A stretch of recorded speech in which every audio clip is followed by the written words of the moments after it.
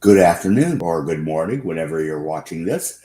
It's Geoff Parrish with Jaw's Weekly Politics, and happy Labor Day. Happy Labor Day to you. Let me get my microphone better situated here. Um, yeah, so a little history because I'm good at that, and because I was alive for most of it. Um, Labor Day is a co-opted holiday. It was co-opted in 1994 as an official federal holiday in response to the more radical International Workers' Day, known as May Day, um, which became an international labor holiday, and it grew in the United States as a response to an 1885 demand for an 8-hour day, um, which was considered extremely radical at the time. Thank you very much, organized labor, for that. And yeah, it was further radicalized by the Haymarket Massacre of 1886, which happened on May 4th. So, right after International Workers' Day, and an outgrowth of the protests for that and the strikes for that.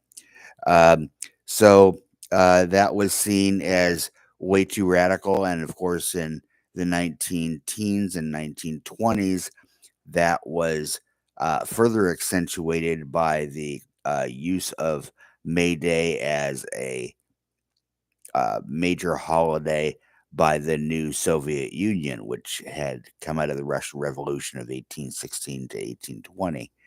Um, so yeah, that was the birth of Labor Day. It was seen as uh, less radical, more moderate, and later anti-communist as well. And so, yeah, that's why we celebrate workers on the first Monday of September rather than on May 1st.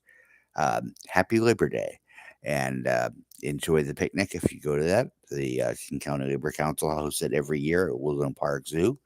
Um, so let's get to it. Local news, there wasn't much this week. Seattle City Council is off on vacation, but King County Council was not.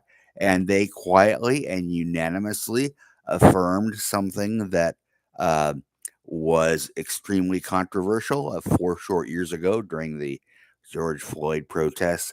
One of the major demands of protesters then, and actually as an organized movement for several years, was to stop the plans for a new youth jail in King County. The old one on 12th Avenue, south across from Seattle University, is pretty dilapidated. And so there was a plan for a new youth jail, and a very strident movement that and very successful movement out of the community that opposed that, and was basically making the case that you shouldn't be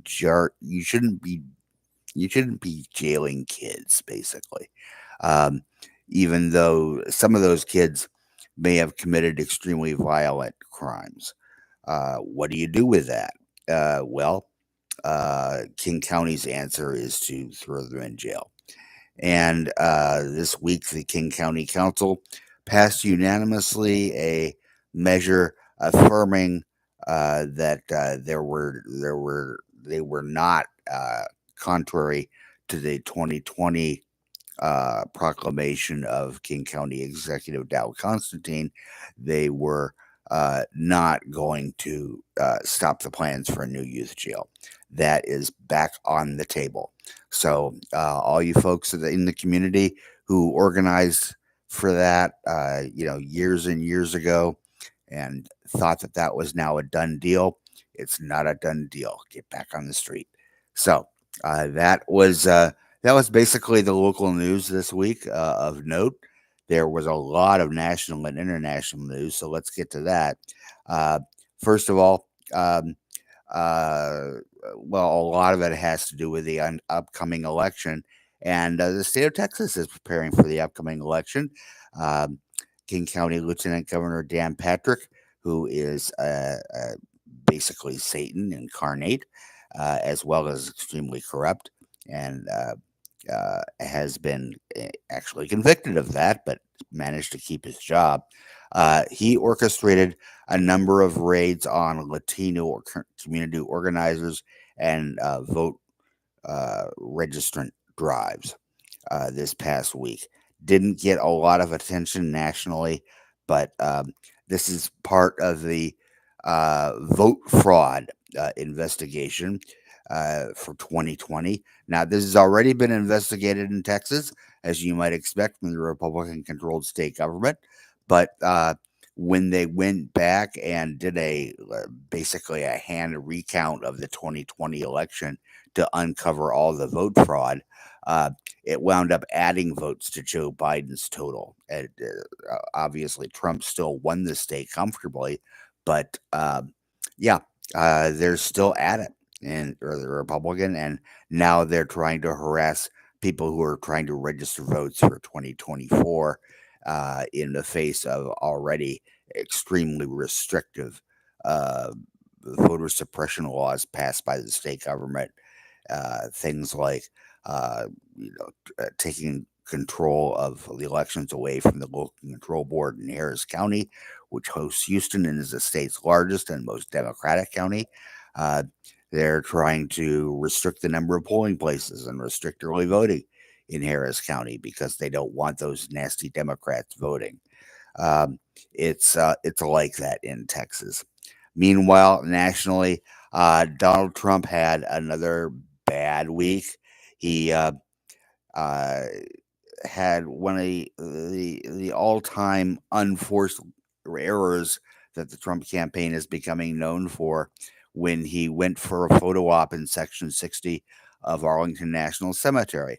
Now, for those who don't know, Arlington National Cemetery is considered a sacred place among veterans, and Section 60 is where the war heroes are buried. It's it's um, it's incredibly sacred among veterans, and you don't use it for a political photo op. It's basically in the regulations of Arlington National Cemetery. Thou shall not use Section 60 for political purposes or any part of Arlington Cemetery. For those who don't know, it's an awe inspiring place, regardless of what you think of war. Uh, just to see these white plaques going on and on and on. Arlington National Cemetery is a huge place, and it's really one of the great um, commemorations of the United States past war efforts, which are numerous, of course, and there are many, many uh, suckers and losers, as Trump once said, buried there. It's not the place for a photo op. And literally, you had Donald Trump standing next to a Marine's uh, tombstone, giving a thumbs up and smiling for a photo. It just is incredibly tone deaf and illegal. Um, and a employee of Arlington National Cemetery tried to stop the proceedings because, as she correctly noted, they were illegal and contrary to regulations. And a Trump staffer pushed her aside violently, and um, later on social media called her, said she was having a mental health episode, which the Army vigorously denied. But it was yet another example of not only the Trump campaign's misogyny, which, don't they know uh, a fresher insult to hurl at a female uh, employee of Arlington National Cemetery, but also, um, their contempt for military. Uh, Trump's numerous statements and actions, things like, mocking a Gold Star family veteran, a mother of somebody who had died in a war, calling them suckers and losers. A quote which he denies, but former Chief of Staff Mark Kelly says happened. And frankly, Kelly has as a 4-star general, has a lot more credibility than Donald Trump does on that. So this was something that was noticed very strongly by veterans across the nation, and that is a cohort that tends to be more conservative, probably has supported Trump in the past, but this was a bridge too far. Um, it really is going to hurt Donald Trump, I think, among veterans, and uh, all veterans that you talk to are livid over this. It was really a uh, a bad move for the Trump campaign. Meanwhile, you had more misogyny coming out of the Trump campaign this week. Trump retweeted a post on through social media that basically accused Kamala Harris of getting her political career by giving Willie Brown blowjobs back in the 90s. Now, um, why the Trump campaign is so obsessed with Willie Brown, other than he was a former mayor of San Francisco, and that way you can tie Kamala Harris to San Francisco as if she wasn't from the area. Um, and Willie Brown, of course, is black, and since Kamala Harris wasn't black until very recently, according to the Trump campaign, this is a way of appealing to the racists, I guess. I don't pretend to understand the psychology of these people, but um, Sylvie, another week for the Trump campaign.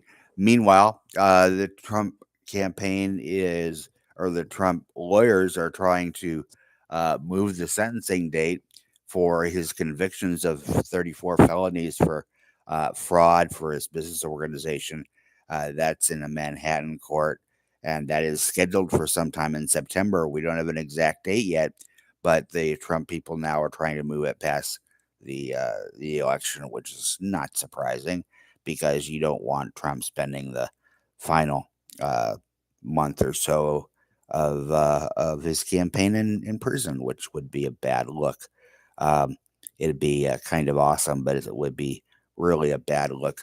Oh, and JD Vance. For some bizarre reason, decided to dig up the incident from years ago when in 2007, Miss South Carolina, competing in a national beauty pageant, gave an incredibly articulate uh, uh, response to a question about maps that went viral and caused a lot of mockery because she was seemed so stupid, frankly. Um, she wasn't stupid; she was ignorant.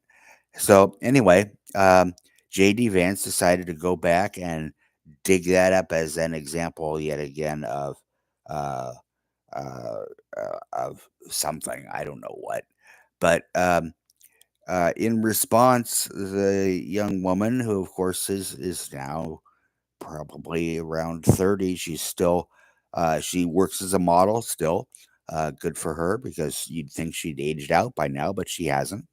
And she said, back in the day when that happened, uh, I was suicidal because I got so much contempt on social media. It really went viral. This is the early days of social media, 2007, 2008. And it was a really rough time for her, she said. And when asked about this, JD Vance basically said, um, well, that's too bad. But she's still stupid. And I don't know. A reasonable human being would go, "Oh, I didn't know that. I'm sorry for digging up this painful episode from this woman's past, and it won't happen again." But no, he didn't do that. He doubled down because the Trump way is to never apologize and never say you were wrong. Um, and it just reminds people all over again, as if you needed any more information on it, how misogynist the Trump Vance ticket is. It's complete contempt for women. Um, and for Trump, who now is a civilly convicted uh, sexual assault perpetrator against E. Jean Carroll. A jury decided that and awarded Carroll millions of dollars because Trump couldn't stop defaming her for that, for saying she was a liar. And yeah, so so yeah, have your Republican presidential ticket a convicted rapist and a and a radical misogynist, somebody who believes there should be no exceptions for abortion, for incest or rape, someone who, um, basically wants 1950s women out of the workforce. Stop Griswold, the right to privacy that gave women access to contraception, that that gave women the ability to go into the workforce, that gave the mostly Democratic politicians, but also Republican under President Clinton, the the loss of manufacturing jobs in the United States, which really moved the United States to a country where women not only wanted to be in the workforce, but had to be in the workforce in order to support a family because one paycheck alone won't cut it anymore. Um, yeah, that's the those are the good old days that the Republican ticket wants us to go back to, uh, the 1950s, if not the 1850s. So, yeah. Meanwhile, Kamala Harris sat down for her first media interview this week with CNN and reporter Dana Bash, who, in the past has been a decent reporter, but her questions for Harris were dreadful. All but four of them were basically, here's a Republican talking point. What do you think of it? Um, and then Harris would, I mean, Bash did everything but ask, "Is your name Kamala or Kamala?" Or um, you know, what are you really, black or Indian? It was really that level. It was terrible. If Go back and watch it if you want to. And Harris, to her credit, um, handled those questions fairly politely. Uh, Her response to she was asked the what race are you question, which Harris really wouldn't dignify with an answer. Just said, um, "I've answered that. Next question." Um, Good for her. But also, running mate Tim Walz was there. Mostly did not participate. Sat and smiled while he listened to his boss answer questions. He had one question I think that was directed at him. That was it. But yeah, it was interesting. Put it that way. It was held in a bakery in Savannah, Georgia, meant to underscore Harris's support for small businesses and the middle class.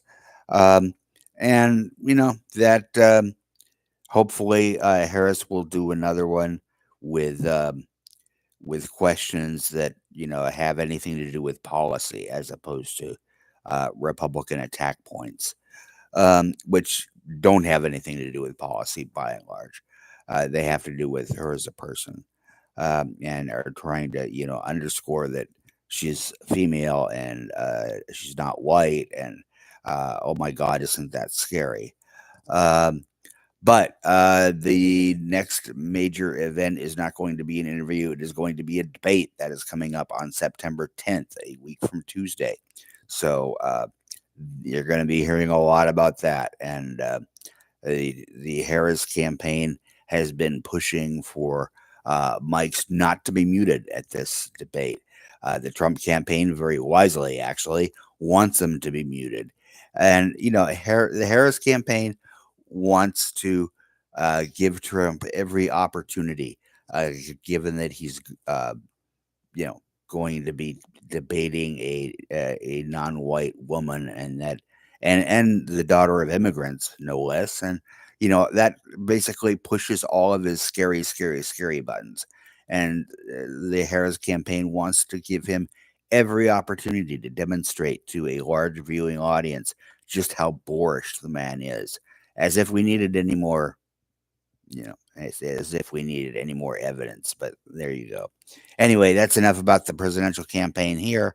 Um, let's uh, let's talk about international news, which there again is a great deal of, uh, mostly in Middle East, and yeah, this was a major week for developments in the Middle East. The official death toll in Gaza passed 40,000 this week. Uh, Most of those are civilians. The Israeli military says it tries very hard to avoid civilian casualties. Nobody believes them. Um, but the Israeli military also this week quietly invaded the West Bank, which is not controlled by Hamas, which is ostensibly the focus of Israeli war efforts. It's controlled by the Palestinian Authority. Those two Palestinian entities split nearly 15 years ago when Hamas won an election on the West Bank, much against the wishes of the United States at the time. And the Palestinian Authority maintained control in the West Bank. The Palestinian Authority now, even though they were the party of Yasser Arafat, they are now seen as the more moderate option. They're less militant than Hamas. And Hamas, again, started out as a political organization, but became a paramilitary in response to many, many, many Israeli atrocities over the years.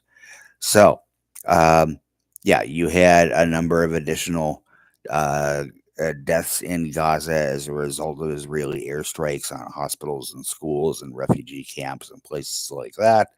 Um, and the major development, at least as far as U.S. corporate media is concerned, is that 6 hostages were found recently executed by the Israeli military on Saturday.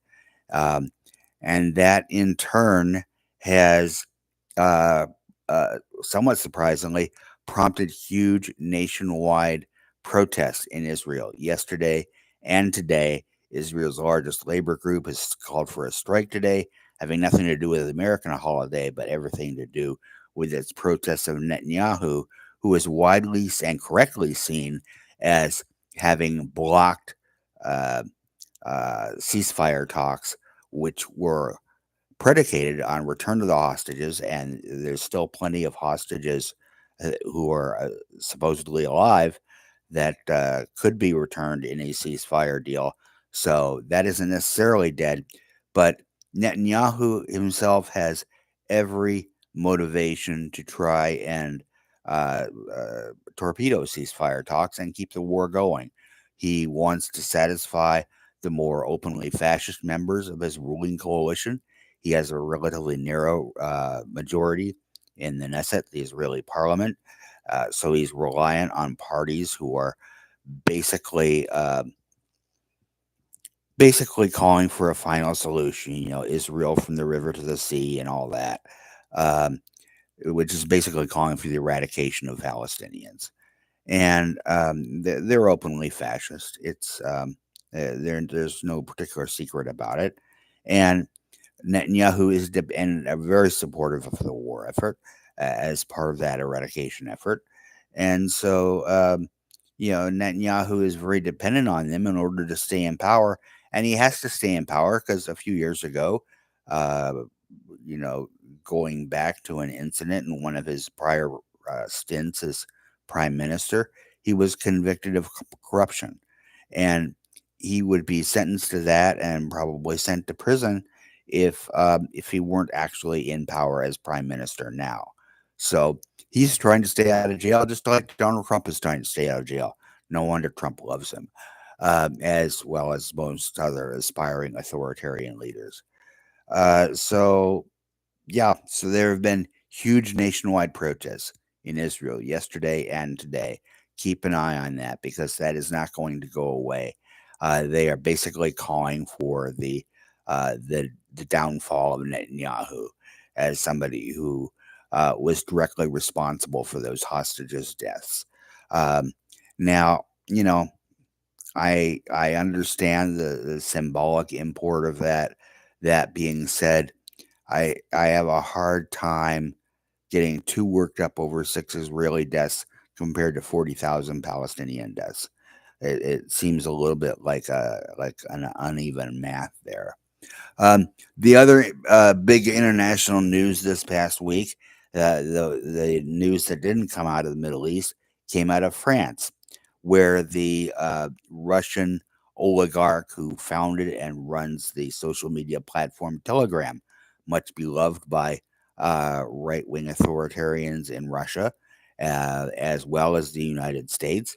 In Russia, it's meant to avoid official disinformation. In the United States, it's a conduit for disinformation. Um, he was arrested in France and charged with being responsible for disinformation in French elections as part of the investigation there by that government. Um, that sent shockwaves through Silicon Valley and through social platform operators worldwide.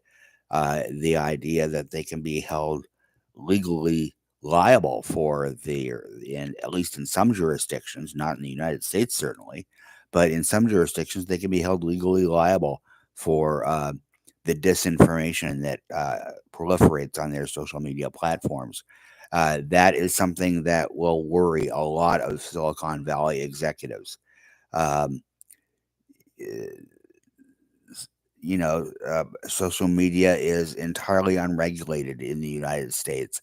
There have been calls to regulate it, but so far those have been successfully resisted by Silicon Valley and its allies. Um, Meanwhile, another effort to regulate social media uh, is causing big platforms for Elon Musk and uh, and X, formerly known as Twitter, in Brazil. Brazil is investigating the disinformation efforts in conjunction with the attempted coup by former President Jair Bolsonaro, a Trump wannabe who became internationally notorious during the COVID era for being a COVID denier and openly contemptuous of vaccine. And he got COVID himself a couple times, et cetera, et cetera, et cetera. He lost an election in, I believe, 2021 and attempted to overthrow that country's parliament. And unlike the United States, the leaders of that particular effort were swiftly arrested and brought to justice. But there is an ongoing investigation into the disinformation that allowed that protest to happen, where you had followers of Bolsonaro who believed that they rightfully won and there was vote fraud, blah, blah, blah. This is, stop me if this sounds familiar. It should. But the Brazilian government is investigating social media platforms for the disinformation that was conveyed on their platforms.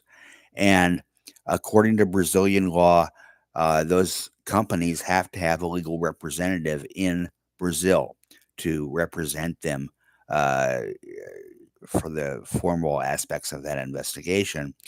Last year, Elon Musk uh, basically decided he wasn't going to have a representative in Brazil and called it a free speech issue.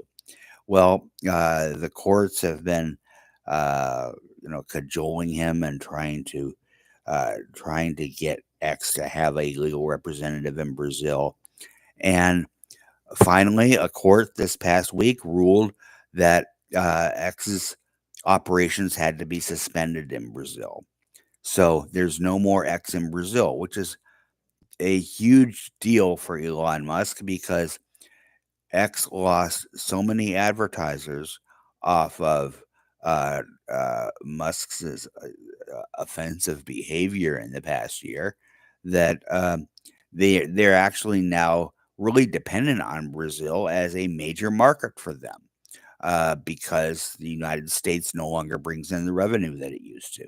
So, Brazil is the fourth most populous country in the world. Excuse me, fifth most populous after China, India, the U.S., and Indonesia. Um, it's a big market, and it has two of the world's largest cities in Sao Paulo and Rio de Janeiro, and several other cities that are quite large. So, there's a growing middle class in Brazil that uses social media platforms like X, but it's not doesn't use X anymore because X is uh, now court ordered to suspend its operations in Brazil, and we'll see how long that goes on, and how long Musk chooses to stand on whatever principle he's trying to stand on.